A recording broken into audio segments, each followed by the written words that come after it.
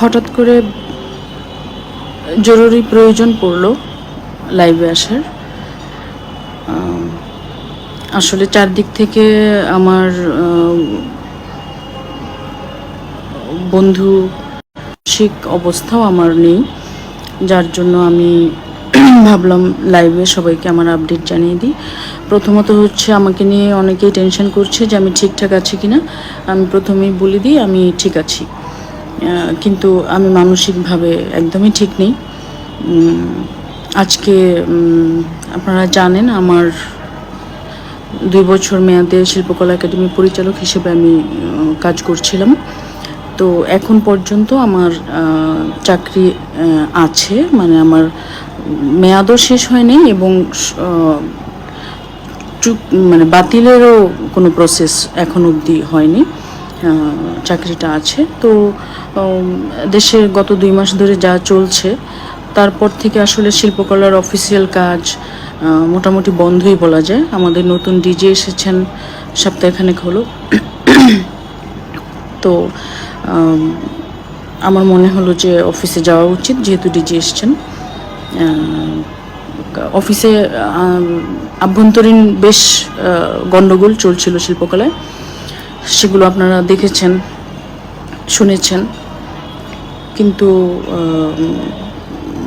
আমাদের সচিব স্যারের পরামর্শ ছিল না যাওয়ার, সেই জন্যই যাইনি। কিন্তু আমার আর ভালো লাগছিল না যে একটা কাজ আমি করছি, আমি সেখানে যেহেতু এখনও চাকরি আছে আমি কেন যাব না। সেই জায়গা থেকে আমি আজকে গিয়েছিলাম। তো আমি শিল্পকলায় ঢোকার আধা ঘন্টার মধ্যে অনেক সাংবাদিকরা ফোন করছিলেন যে আমি ঠিক আছি কিনা। ওনাদের কাছে একটা খবর গেছে যে আমাকে অবরুদ্ধ করে রাখা হয়েছে। তো আমি তখনও জানি না, কিন্তু আমাদের আরেকজন পরিচালক আছেন, উনিও আজকে গিয়েছিলেন। উনি আমাকে বললেন যে এখানে শিল্পকলার ভেতরে আছে সেটা, চলো আমরা বেরিয়ে যাই। তো আমি বললাম যে আপু, আমাদের তো চাকরি শেষ হয়নি, আমি কেন যাব? মানে আমার তো দায়িত্ব, যদি প্রজ্ঞাপন হয় যে আমার নিয়োগ বাতিল, তখন অবশ্যই আমি আর আসবো না, কিন্তু আমাকে তো আমি কেন যাব? তো কিছুক্ষণ পরে প্রচুর ফোন আসতে থাকলো। তো কিছুক্ষণের মধ্যেই আমাদের ডিজি একটা মিটিংয়ে ছিলেন। বেসিক্যালি ডিজির সাথে দেখা করেই সিদ্ধান্ত নিতাম যে আসলে কি করা উচিত আমাদের এখন। তো মিটিং যখন উনি আসলেন, তখন মানে উনি আসলেন খবর পেলাম, তখন আমার রুম থেকে আমি যাব দেখা করতে। রুম থেকে বেরিয়ে লবিতে দেখছি যে প্রচুর লোকজন, শিল্পকলার একটা গ্রুপ, তারা একটু চেঁচামেচি করছে এবং আমার আরেকজন যে পরিচালক উনিও সেখানে দাঁড়ানো। তো ওনাকে রেখেই তারা, সিচুয়েশনটা আমার কাছে ভালো মনে হলো না। এর মধ্যেই ডিজি ঢুকলেন, আমি ডিজির সাথে দেখা করার জন্য গেলাম। তখন ডিজি স্যার বলেছেন যে দেখেন এই যে এই অবস্থা, কেন আসছেন, এগুলো আমাকে সামলাতে দেন, আপনারা বরং চলে যান, তারপরে যে সিদ্ধান্ত হবে। তো যখন ডিজি এটা বলেছে তার কথা তো আমি শুনবই। আমার আসলে ডিজির কথাটাই জানা দরকার ছিল যে আমরা কি আসবো কি আসবো না। তারপর সচিব স্যার বললেন যে প্লিজ চলে যান। তো আমি আমার রুমে গেলাম।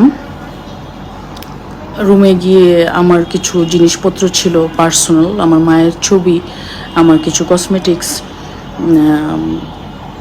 তো তার মধ্যেই আবার তখন আমি যখন লবিতে ছিলাম তখন ওনাদের সাথে আমি কথা বলতে চাইলাম যে আসলে সমস্যাটা কি, কিন্তু ওনারা বলছে কোনো কথা শুনতে চায় না, কোনো কারণ তারা বলবে না, এবং তারা বাইরে আরও লোকজনকে খবর দিয়ে এনেছে যাতে আমাদেরকে আটকে দিবে অথবা কি করবে জানি না। কিন্তু আমার কাছে সব কিছু খুব অবিশ্বাস্য লাগছিল, কারণ এরাই তো কলিগ ছিল আমার, এদের চেহারাটাই আমার অপরিচিত মনে হচ্ছিল তখন। যাই হোক, আমি রুমে যখন এরকম সিচুয়েশন দেখলাম আমার মনে হচ্ছে যে বিশেষ করে ডিজি এবং সচিবের কথা আমি রাখবো, সো আমাকে চলে যেতে হবে। গোছগাছ করলাম এবং আমার প্রচণ্ড রাগ হচ্ছিল যে আসলে আমি তো আমার দায়িত্বে আছি, তাহলে আমি অফিসিয়ালি সেটা না যাওয়া পর্যন্ত আমি কেন আসবো না। ওই জেদ থেকেই আমি আসলে আমার রুমে আবারও গেলাম। তারপর যারা কথা বলতে চাইলো না লবিতে, তারা সবাই মিলে আমার রুমের সামনে আসলো, এবং একজনকে দেখলাম দরজার লক ভাঙছে। কি উদ্দেশ্য তাদের জানি না, কারণ আমি ততক্ষণে যাওয়ার প্রিপারেশন নিচ্ছি। আবার তারা এখানে আবার শুনলাম যে আগের অফিসারদেরকেও ঢুকতে দেওয়া হয়নি, কয়েকজন অফিসারকে গন্ডগোলও হয়েছে, মারামারির মতো অবস্থা হয়েছে, এবং অনেকের রুম লক করে দিয়েছে। আমার রুম খোলা ছিল, আমি গিয়েছিলাম, আমার পিয়ন ছিল, আমার কম্পিউটার অপারেটর ছিল, আমার কাছে চাবিও ছিল। আমি কিন্তু আগের যে এক্সপিরিয়েন্স, সবাই খুবই ভীত অবস্থায়, নতুন ডিজি এসে তাদেরকে সব ঝামেলা মিটমাট করার চেষ্টা করছে, কিন্তু আমাদেরকে দেখার পর তারা যে এরকম মারমুখী হবে, এটা আসলে আমি এর কোনো কারণ খুঁজে পাচ্ছিলাম না। তারপর সবাই যখন আমার রুমের সামনে আসলো, আমি তখন গোছগাছ করে, সচিব স্যার আমার সাথেই ছিলেন, উনি আমাকে এগিয়ে দিলেন এবং আমি আমার সব কিছু দেখালাম যে এই জিনিসপত্র আমার, এগুলো আমার পার্সোনাল বিলঙ্গিংস, আমার আমার স্যানিটারি প্যাডও ছিল, আমি সেটা দেখিয়ে বলেছি যে আমি এগুলো নিতে পারবো কিনা। তখন নিয়ে আমি চলে আসছি। তো এর মধ্যেই সাংবাদিকদের ফোন আসছে কন্টিনিউয়াস আসছিলই। আমি অ্যাটেন্ড করতে পারছিলাম না, কারণ আমার মানসিক অবস্থা সেরকম ছিল না। যাই হোক, আমি বেরিয়ে আসছি।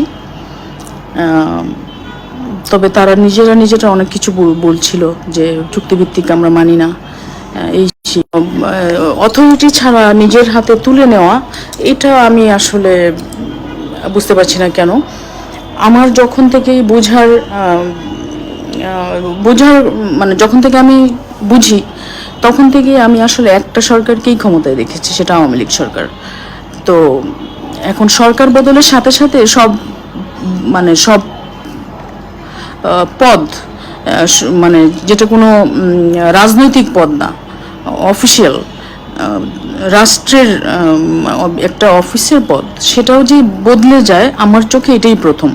আমরা এতদিন অনেক ভিডিও দেখছিলাম, শিক্ষিকা নানান রকমের সবাইকে টেনে হিঁচড়ে চেয়ার থেকে বের করছে, যদিও আমি সেই জন্যই অনেকে যেতে মানা করছিল, কিন্তু আমার কাছে মনে হচ্ছে এটা আমার রাইট, আমি যাব।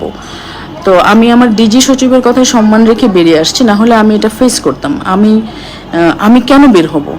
কারণ আমি কোনো দলের সুবিধা নিয়ে, আওয়ামী লীগের সুবিধা নিয়ে এই পদটাতে আসিনি। যদিও যেহেতু আওয়ামী লীগের আমলে আমার চাকরিটা হয়েছে, সবাই এটাই বলে যে আওয়ামী লীগের সুবিধা ভুগি আমি, যার জন্য আমার এই চাকরিটা হয়েছে।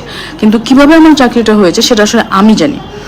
আমি যখন বিভিন্ন সিন্ডিকেটের, আমার মূল পেশা অভিনয়, আমি সারা জীবন ভেবেছি আমি শুধু অভিনয় করব, কিন্তু বিভিন্ন সিন্ডিকেটের নানান রকমের চক্রান্তে যখন আমার কাজ প্রায় নাই হয়ে যায়, তখন আমি একজনকে রিকোয়েস্ট করেছি যে আমাকে একটা জব দেন। আমি দুজনকে রিকোয়েস্ট করেছিলাম, আমার প্রোফাইল দিয়েছিলাম। তো যখন একজন রিসিভ করলেন আমার প্রোফাইল, আমার কি চাকরি হবে আমি নিজেও জানি না, কারণ এরকম যে চুক্তিভিত্তিক চাকরি আছে সরকারি, আমার চাকরি হওয়ার সময়টাতে আমি জানলাম যে এরকম কিছু পদ আছে, আমি আগে জানতামও না। তো আমার প্রোফাইল যাচাই বাছাই করে, আমার শিক্ষাগত যোগ্যতা দেখে, এবং প্রায় 6 মাস ধরে আমার ভেরিফিকেশন করা হয়েছে। যদি আমি সরকারি সুবিধা নিতাম, আমাকে এখানে একদিনের নোটিসেই বসিয়ে দেওয়া যেত। প্রায় 6 মাস আমার এলাকা, আমার সব আত্মীয় স্বজন সব কিছু ভেরিফাই করে, আমার যাচাই বাছাই করে আমাকে চাকরিটা দেওয়া হয়েছে। এবং আমি বিশ্বাস করি যে আমার দায়িত্ব আমি খুবই চমৎকারভাবে পালন করছিলাম, কারণ আমার অফিসের আমার বসেরা তাই বলেছে। এবং আমি যখন যে কাজটা করি খুব ডেডিকেটেডলি করি। আমার এই শিল্পকলায় এত বেশি এলোমেলো অবস্থা ছিল, কোনো অফিস করতো না অর্ধেক মানুষ, যার যখন ইচ্ছে তখন অফিসে আসতো, যার এটা একটা কেমন জায়গা, আমার নিজের কাছে অস্বস্তি লাগতো যে এটা কী করে সম্ভব, একটা প্রতিষ্ঠান কিভাবে চলে। তারপর আমি রেগুলার ছিলাম, আমি অফিসে, আমি একবার অসুস্থ হয়ে একটু হাসপাতালে ছিলাম, তখন ছাড়া আমি কখনো গ্যাপ দিইনি। আমি এটাকে ওন করে কাজগুলো করে যাওয়ার চেষ্টা করেছি। তারপরে আজকে যে ঘটনাটা ঘটলো, আমি জানি না যে এরকম কি করে মানুষ। আমার যোগ্যতা অনুযায়ী যে কাজটা আমি পেয়েছি, সেখান থেকে আমাকে তাড়িয়ে দেওয়ার রাইট তাদেরকে কে দিল? এটা এখন যখন সবকিছু নতুনভাবে চলতেছে, নতুন নিয়ম হচ্ছে দেশে, সব কিছু ভালো হবে, সব কিছুই ভালো হবে, তাহলে এই যে টেনে হিচড়ে এক একজনকে পদ থেকে নামানো হচ্ছে, সেটা আসলে কীরকম ভালো আমি বুঝতে পারছি না। আমরা এতদিন ভিডিওতে দেখেছি, বিশেষ করে হিন্দু চাকরি যতই মুখে বলুক হিন্দুরা এই দেশে প্রোটেক্টেড, হিন্দুদের কিছু করা হবে না, তাদেরকে গার্ড দিয়ে রাখা হবে। তো এমনই গার্ড দিয়ে রাখা হচ্ছে যে তাদের প্রত্যেকটা পদ থেকে টেনে হিচড়ে নামানো হচ্ছে। এখানে আমি বলবো না শুধু আমি হিন্দু বলে, এখানের যারা পরিচালক ছিলেন সরকারি এবং নতুন ডিজি এবং সচিব যেহেতু পরিস্থিতি সামাল দিতে পারছেন না, তারা বলেছে চলে যেতে। মানে এরকম সিচুয়েশন আমি কখনো দেখিনি। আমার মানে যেহেতু এটা আমি মনে করি অপমান, আমার যোগ্যতাকে প্রশ্ন করা, আমি নিজেকে অনেক সামলে এসছি। আমি যদি ওখানে আরও ঝামেলা করতাম হয়তো আমাকে আজকে একটা বাজে সিচুয়েশনে পড়তে হতো। এবং ওনারা সাংবাদিকদেরকে অলরেডি জানিয়ে দিয়েছে আমি অফিসে ঢোকার সাথে সাথে যে তারা ব্যবস্থা নেবে আমাদের বিরুদ্ধে, সাংবাদিকরা যেন আসে। তো সাংবাদিকরা সেই জন্য আমাকে ফোন করছিল এবং তারা যখন সবাই একসাথে আমার রুমের সামনে আসছে, আমি জানি যে এখানে একটা সিন ক্রিয়েট হবে, আমি সচিব স্যারের সাহায্যে আমি রুম থেকে বেরিয়ে আসছি। তো এই এরকম একটা অপমান, মানে আমার পুরোটা জীবনের মানে যতটুকু বয়স পর্যন্ত মানুষ কাজ করতে পারে ততটুকু বয়স আমি এই দেশের জন্য দিয়েছি এবং আমি কখনোই ভাবি না যে আমি এই দেশ ছেড়ে যাবো কোথাও। তাহলে মানে এই দেশের একজন মানুষ হিসেবে মানে এটা আমার প্রাপ্য কেন, সেই প্রশ্নটা আসলে আমার জানতে চাওয়ার। আমার ক্ষমতা বা এই চেয়ার, এটা আমার টার্গেট ছিল না, কখনোই নেই। এবং এই চাকরি চলে গেলে যে আমি কি মানে এই চেয়ারটাকে আঁকড়ে ধরে রাখার কোনো ইচ্ছাও নাই, কারণ আমি আমার যোগ্যতা নিয়ে খুবই কনফিডেন্ট। আমি জানি যে আমি বরং এই চাকরি করে আমার যা যা করতে পারছিলাম না, অনেক কিছুই বিভিন্ন নিয়মে বাধা, কিছু করা যাচ্ছিল না। তো ক্ষমতার লোভে চেয়ারটাতে বসিনি, আমি আমার যোগ্যতায় বসছিলাম। কিন্তু এইভাবে শিল্পকলার একটা গ্রুপ আছে তারা দাবি করছে তারা এখন বিএনপি করে, তারা বিএনপির অফিসাররা চালাবে, অফিসাররাই সিদ্ধান্ত নিচ্ছে কোন কোন অফিসার শিল্পকলায় আসবে, কোন কোন অফিসার শিল্পকলায় আসবে না। তো এইরকম অরাজকতা আমি আসলে এটা মানে আমার মানতে কষ্ট হচ্ছে বলে আমি সবার সাথে শেয়ার করছি। আর এই একই ঘটনা বারবার সাংবাদিকদের প্রশ্নের মুখোমুখি হতে হবে, এগুলো পারছি না বলে আমি সবার সাথে শেয়ার করে নিচ্ছি। যার যা ইনফরমেশন দরকার হবে সেখান থেকে নিতে পারেন। কিন্তু আমি এটুকু বলতে পারি যে এখানে যেরকম আওয়াজ দেওয়া হচ্ছে যে সবাই বহাল তবিয়তে আছে, সবাই ভালো আছে, একদমই না। সবাইকে তার নিজের চেয়ার থেকে টেনে হিচড়ে নামানো হচ্ছে এবং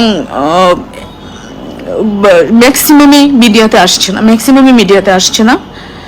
যে কেন নামানো হচ্ছে, একটাই দোষ যে হিন্দু অথবা আওয়ামী লীগ করে, একটা মানুষকে কোনো দল সাপোর্ট করবে না। একটা দেশে বিভিন্ন রাজনৈতিক দল আছে, যার যা ইচ্ছা সেটা সে সাপোর্ট করতে পারে, তার জন্য তাকে তার দায়িত্ব থেকে নামিয়ে দেওয়া হবে। এটা আসলে মানে কোন দিকে যাচ্ছে দেশ আমি জানি না।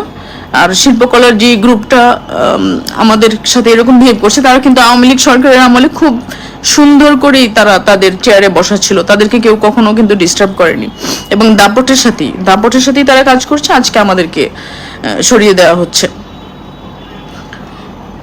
আসলে আমার খুবই মানে আমি হয়তো পরে ঠান্ডা মাথায় অনেক কিছু মানে বলবো বা জানাবো। এই সবাই আমাকে নিয়ে টেনশন যারা করছিলেন, আমার সাংবাদিক বন্ধুরা, আমার আত্মীয় স্বজন বন্ধুরা, আমি ঠিক আছি কিনা, আমি ঠিক আছি, কিন্তু মানসিকভাবে কবে ঠিক হব জানি না।